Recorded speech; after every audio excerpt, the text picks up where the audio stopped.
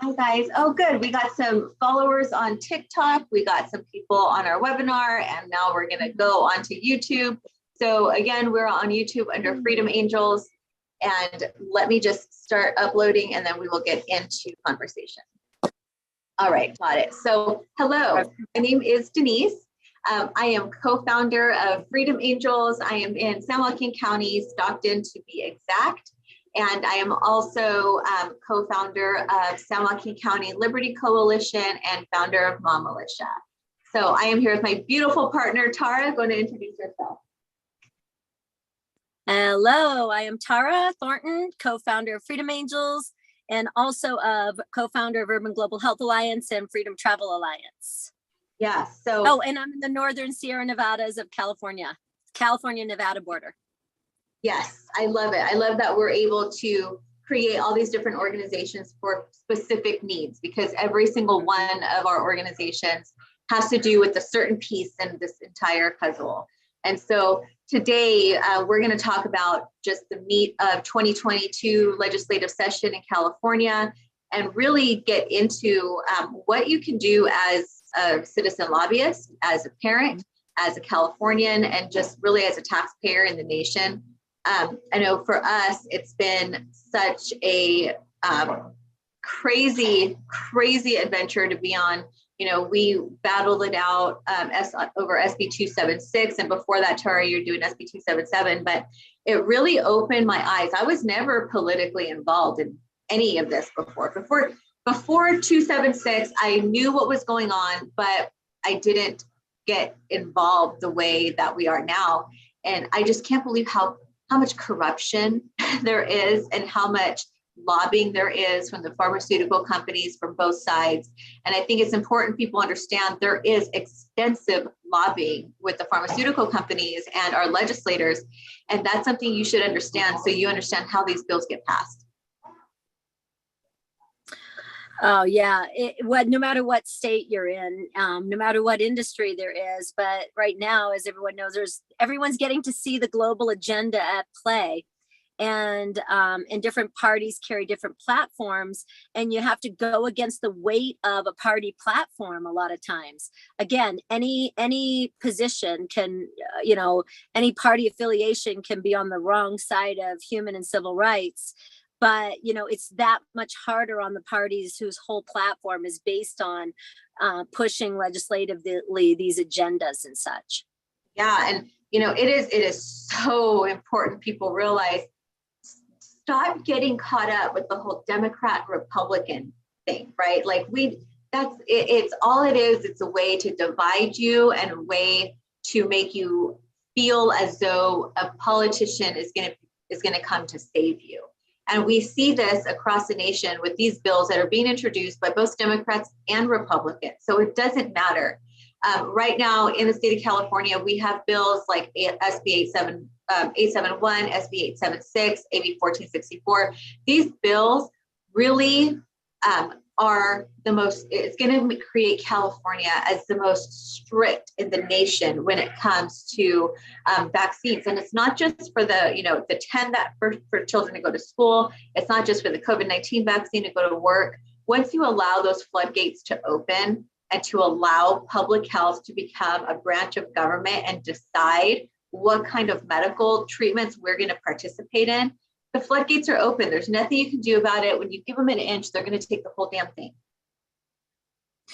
Yeah, everyone should know, even if you're not in California, that there's a whole package of bills in California right now that are being advanced, and they're being advanced by actually the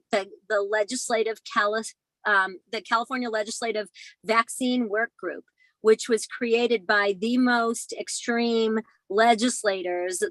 We call them the vaccine extremists, but that was their old title in 2019. Now they're just straight up extremists, because that it goes far beyond that.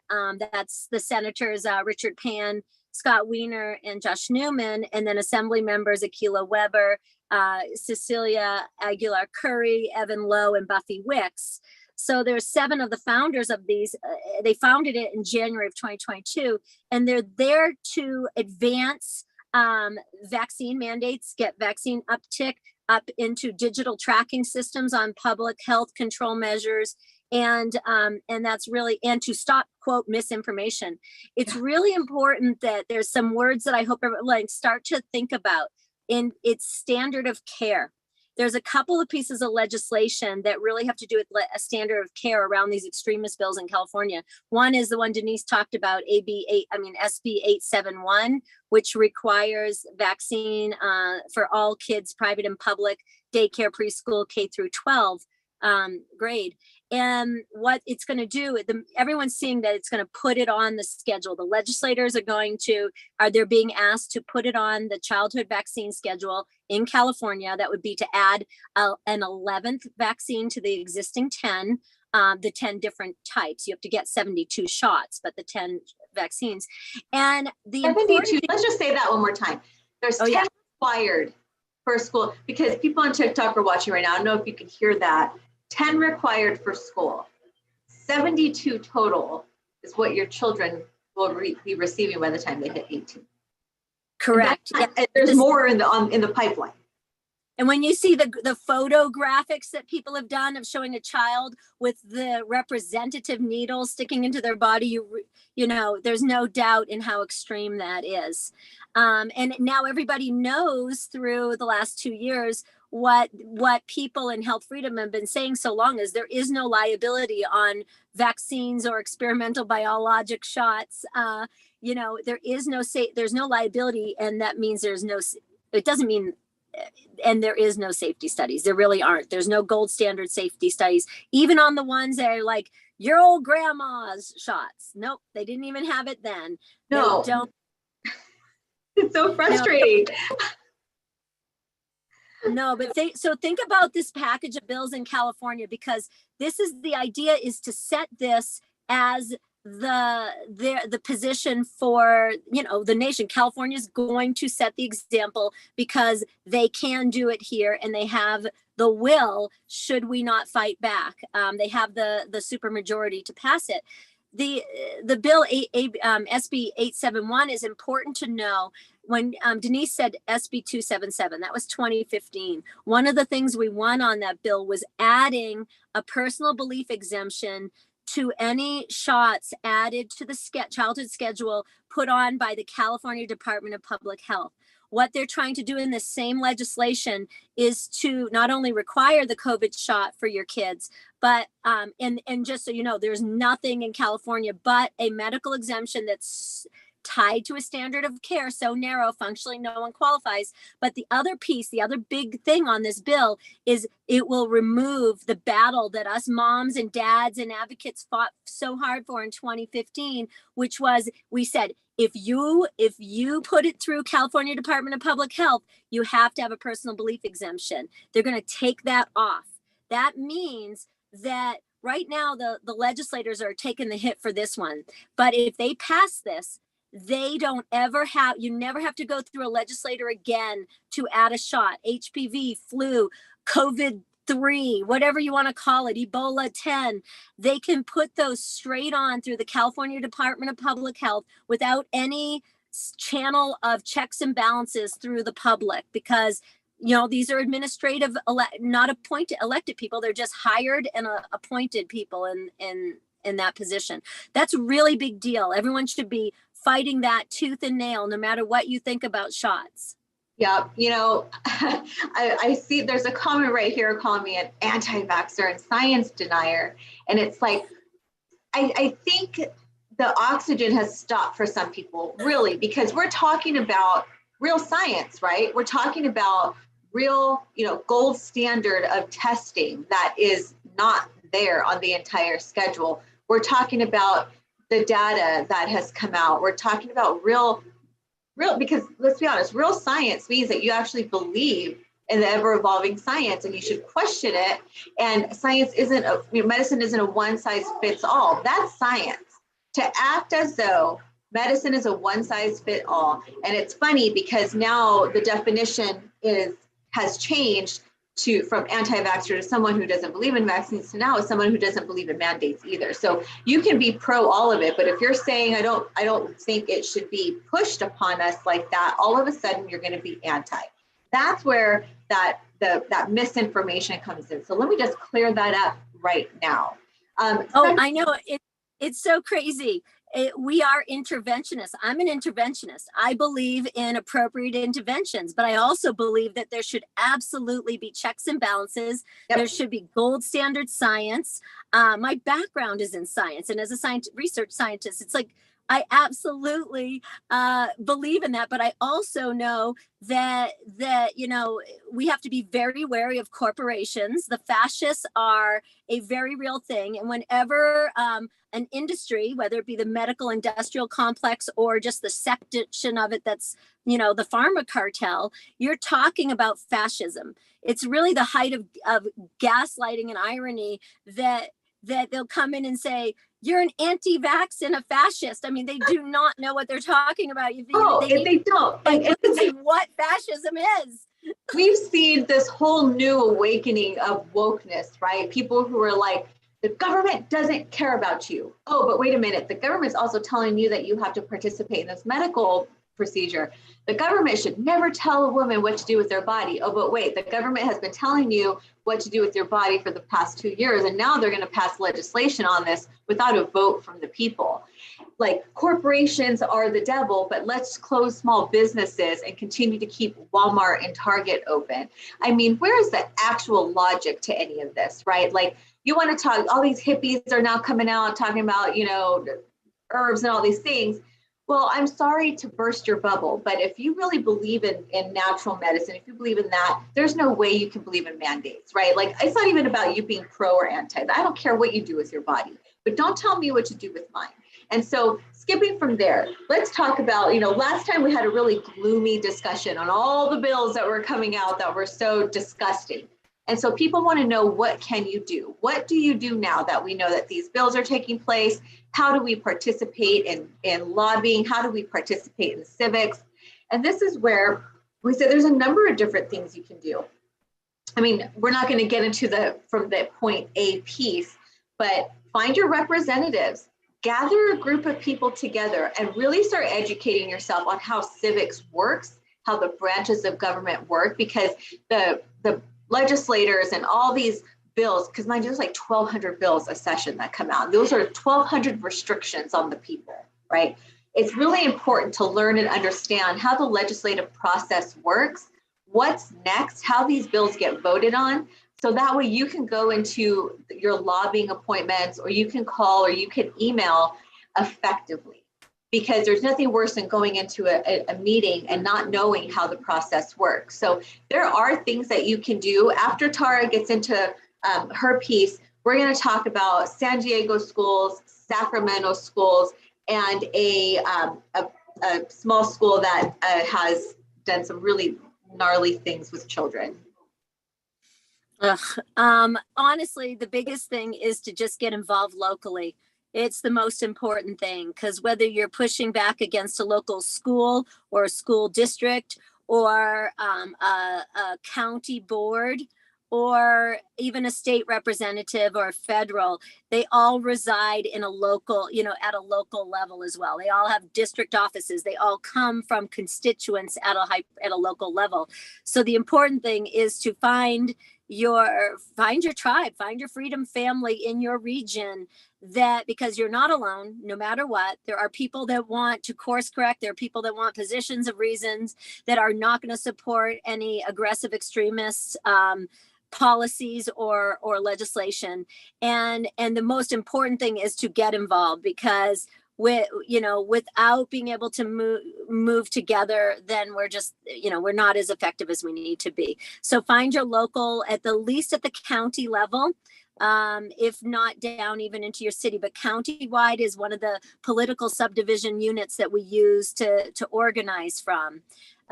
Get connected there and think about your representative. If your representative is an extremist, then jump in and help some of the counties where you have state representatives that want to course correct or are more moderate and don't want to be associated with the extremists of the California legislature vaccine work group. Yeah, local is key. We've been saying that since 2020. We've been saying since the beginning of all of this, let's stop worrying about the federal, because the federal, they don't they don't tell us what to do with state policies. Stop, we got to worry about state, but for right now, if you want to start getting involved, you focus on localism. You can go to Find My Rep, find where your district office is, your Senate and Assembly member, where their district offices are. Mine is Carlos Villapadua. He's here in Stockton on Channel Street. They are in their office every Friday. This is where you gather your people together, go to events, go to online Zoom meetings, start connecting with people, because there's no way that you're going to be able to do this by yourself. And there's no reason to continue to recreate the wheel. There's a lot of solid organizations that have been here for a long time that are able to help guide. We train leaders of organizations on how to interface with politicians. And really the fight is a little bit different this time. When we were fighting SB 276, we were going up against people who were like, children need to be vaccinated to go to school. Children need to have these 10. There's going to be exemptions, right? They naively thought that this wasn't going to get to this point. And I think now the representatives that I've met, both Democrat and Republican, because again, doesn't matter what your title is, they have realized this has went too far. The terrain has changed. And so, even if they're not your district representative, still reach out to them, but also use that as they're not going to stop. Let's really talk about the science on this. Let's really talk about the data, because if you were to get your local county data, like my county data, we're not in a public health emergency. And, this is what they're using to maintain their powers without proper legislative process, without having to go through all the checks and balances. Being in a public health emergency, both at a state and local level, allows these representatives to do whatever they want to do without oversight, without, the voice of the people, without the concerns of people being heard. They can do whatever they want. We heard that straight from the mouth of Wynn at the San Joaquin County Board of Supervisors meeting. They want that power. And again, this public health emergency is allowing the what are those, like the committees to be bypassed, like the education committee, the health committee, because they're now citing a public health emergency. Oh yeah, they just did that for the judiciary on one of the bills. On 8-7. Yep. So what did you want to talk about the schools? I know we're getting near, we're trying to keep these short. I know, we're gonna be short. So San Diego school has voted to mandate the COVID-19 vaccine for the 2022-2023. So again, this is where the schools can make their decisions, right? Like we've been talking to the schools, we've been trying to get them to have a position. Oh no, we can't do that. We can't do that. We have to follow the state. Well, they're superseding right now just how Sacramento has decided not to lift their mask mandates, even though the employees also brought it to the table and they said, no, we're just going to go ahead and keep that in place. Even after parents and employees have been voicing their concerns about this, and they're not following the guidelines, they're going over the guidelines. But again, these schools are deciding that they're going to implement these policies, and parents, honestly, the only way to stop this, you pull your kid out and you homeschool. Yeah, I mean, I hate to say it too, but there's far more than just the public health mandates that are, in public and private school. They're, pulling kids. We fight. We will continue to fight for justice and protection of children and rights in education, even public and private. But our position has always been pull the kids and build a tribe. Homeschool them. You can do it. Build a community around you to help you, micro or macro, and that that our life wasn't meant to really just to not guide our children. These are our precious gifts from God, and that we need to be guiding their childhood, their health, their emotional and mental development. And right now, we do not have a system in the United States that supports the child's best interest. It just does not. Yeah, no, we've been saying this time and time again, schools are a dangerous place. I mean, when they don't allow parents to go on campus, and they have all these things on campus, like looks like Aspen Leaf Preschool allowed the state investigators to come in and question children as young as 2 to 4. children who can't go back and tell their parents what was said to them, what was done, how the conversation went, because they're not able to. Now, these schools are just allowing these investigators to come in and not even tell the parents what's going on. I mean, this is where the state wants a complete shutdown between the relationship of parents and children. They want to continue to interfere with that relationship. I mean, we saw there's a program called Sexy Summer Camp. Did you see that? No. Girl, What? real quick, 2 minutes. Oh my God. By 4 women, right? 4 women who are going on inviting teenagers. They're saying this is targeted to teenagers, but all ages are welcome. And we're going to talk about things, all sexual experiences. And I'm talking about all of it. Very graphic that I probably can't even say on YouTube because they'll take us off. But it's targeted towards them.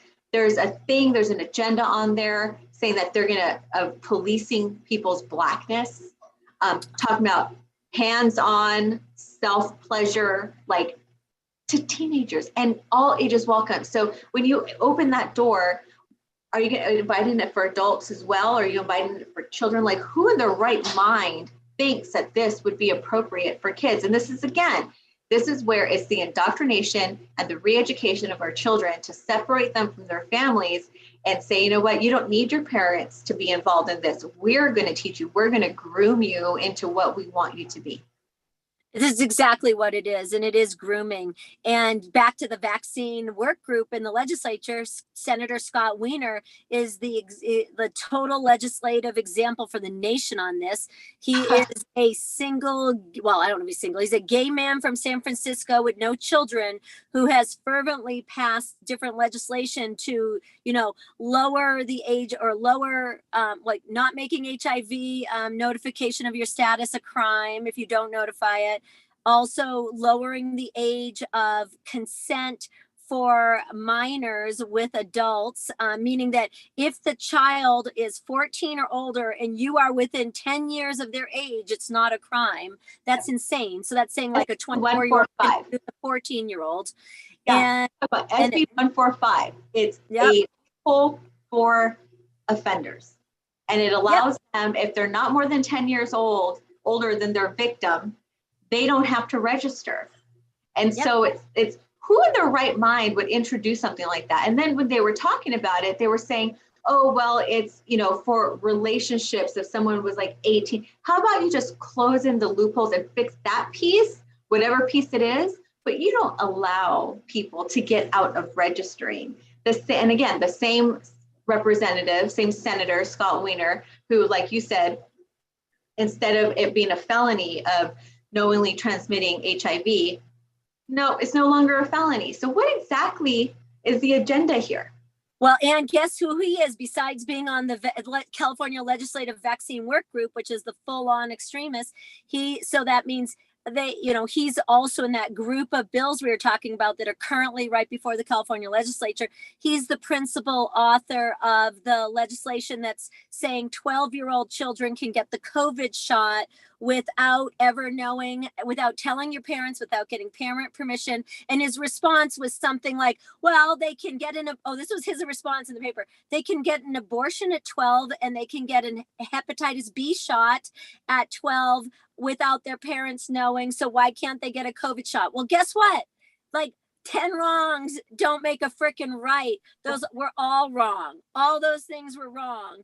And they don't make a right just because that's, quote, the law now. Remember, when something is wrong, even if it's a law, it has to be opposed and stood down. So yeah, so that's it. That's it. That same agenda that's grooming, like that terrible summer camp you just said. And this is why, again, pull our kids close, pull them close and adjust life to figure it out. It's not convenient for basically anybody, but it's actually the most meaningful thing we can do.